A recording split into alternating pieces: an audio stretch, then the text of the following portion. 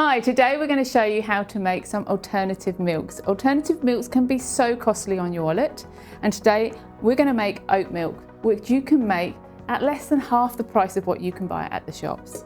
So what I've done so far is I have pre-soaked the oats. So they've been soaking overnight in the water until they're nice and plump. But if you haven't got time, you can soak from anywhere from 20 minutes to overnight. And then I gave them a really good rinse. So you need to wash these until the oats run clear, because we want to wash away all of that starch, otherwise we'll get a really gloopy milk. So we have just saved us to our weekly planner. So here in my week is our oat milk. And it's as simple as following the recipe. So we'll just add 700 grams of water, washed and drained oats.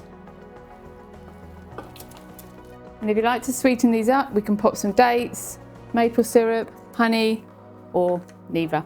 And this is just going to blend for 1 minute to get a nice, smooth, silky milk. So that's done, easy, all blended.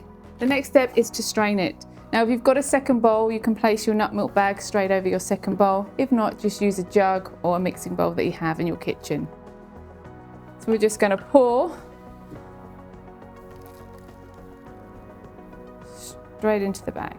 So if you've got some time, you can just set that aside and let that drain and come back and squeeze it to finish, or you can just squeeze. So we're just going to transfer this into a jug.